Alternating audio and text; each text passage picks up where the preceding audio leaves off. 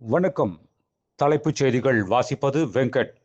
நெல்லையில் ரூபாய் 100 கோடியில் காகித மில்லத் நூலகம் முதல்வர் மு.க.ஸ்டாலின் அடிக்கல் நாட்டினார்.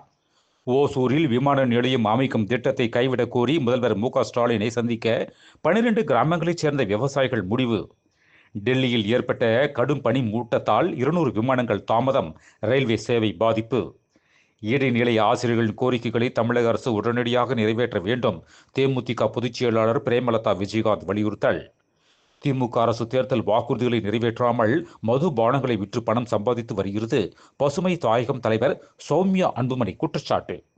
விவசாயிகளுக்கு துரோகம் ஏற்படுத்துவதை தடுக்கும் அரசியல் கட்சிகளுக்கு மட்டுமே வரும் சட்டப்பேரவையில் தேர்தலில் ஆதரவு தருவோம். விவசாயிகள் உறுதிமொழி. வங்கதேசத்தில் இந்துக்களை குறிவைத்து வன்முறை. மாணவர் சங்க தலைவர் சுட்டுக் கொல்லப்பட்டதால் பதற்றம். இளைஞர் எரித்துக் கொலை. இந்திய தூதரகம் மீது கல்வீச்சு. 1 கிலோமீட்டருக்கு 1 பைசா ரயில்வே கட்டணத்தை உயர்த்தியது ரயில்வே. ஸ்டாலினை தோற்கடிக்க கடுமையாக பிரச்சாரம் செய்வேன். ஓய்வு பெற்ற ஐஜி பொன் மாணிக்கவேல் பேச்சு. பரிசு பொருட்களை கருவூலத்தில் ஒப்படைக்காமல் விற்பனை செய்த வழக்கில் இம்ரான்கான் மனைவிக்கு 17 ஆண்டுகள் சிறை.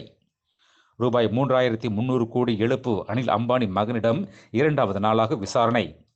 தொகுப்பூதியத்தை ரூபாய் 5000 உயர்த்த கோரி சென்னையில் RCH தூய்மை பணியாளர்கள் போராட்டம். மேலும் விரிவான செய்திகளுக்கு அரசியல் ராஜ்யம் மின் இதழை படியுங்கள். நன்றி, வணக்கம்.